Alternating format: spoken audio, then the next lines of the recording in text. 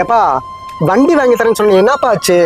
2-3 இடத்துல கேட்டிருக்கேன்டா, கிடைச்சதே உனக்கு வாங்கி தரேன்டா. இத்தனை நாளைக்கு இப்படியே சொல்லிட்டு இருப்பேன். நான் கேட்கும் போதெல்லாம் இதே தான் சொல்லிட்டு இருக்கிறேன். எனக்கெல்லாம் தெரியாது, ஒரு வாரத்துல எனக்கு வண்டி வேணும். ஒரு வாரத்துலயா?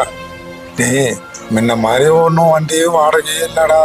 இப்போ புதுசா ஆப்பிட்டோ எலக்ட்ரிக் டாக்ஸி என்னென்னமா புதுசா வந்துட்டு இருக்குதுடா. வாடகையே இல்லடா. நான் எப்படா ஒரு வாரத்துல வாங்கி தர முடியும்? ஏப்பா நான் என்னப்பா மற்ற பசங்களை மாதிரி ஊர் சுத்தத்துக்காப்பா வண்டி கேட்கறேன், வேலைக்கு போறதுக்கு தான்ப்பா வண்டி கேட்கறேன். அதான் ஆட்டோ ஓடலன்னு சொல்றேன்லப்பா. ஆட்டோ வித்துட்டாச்சும் எனக்கு வண்டி வாங்கி கொடுப்பா. நீ வீட்டுல இருப்பா, நான் உன்னை பாத்துக்கிறேன்ப்பா. சரிப்பா, பாக்குறேன் போ. சரிப்பா.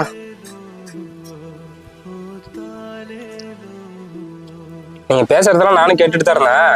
உங்க பையன் சொல்றது நியாயமா தானே இருக்குது. ஏன்னா வயசான காலத்துல இந்த ஆட்டோ ஓட்டிட்டு கஷ்டப்பட்டுட்டு இருக்கிறீங்க. அவன் கேட்குற மாதிரி ஏதோ ஒரு இந்த ஆட்டோ வித்துட்டு ஒரு வண்டி வாங்கி கொடுக்கலாம் இல்லைங்க. ஆட்டோ நம்பிதான் என் குடும்பமே ஓடிட்டு இருக்கு. இதையும் வித்துட்டா வயிற்று பழப்புக்கு என்னப்பா பண்ணுவேன்? அவன் வாயாலே சொல்றான்ல, மற்ற பசங்க மாதிரி ஊர் சுத்துறதுக்கு வண்டி கேட்கறானே. உங்களையும் பார்த்துக்கிட்டு குடும்பத்தையும் முன்னுக்கு கொண்டு வரணும் தானே சொல்றான். அப்படி இந்த ஆட்டோ வித்துட்டு அவன் கேட்குற மாதிரி ஒரு வண்டி வாங்கி கொடுத்தாதான் என்னண்ணா? ஏப்பா, இன்னைக்கு அவன் சொல்லிட்டு போயிடுவான்.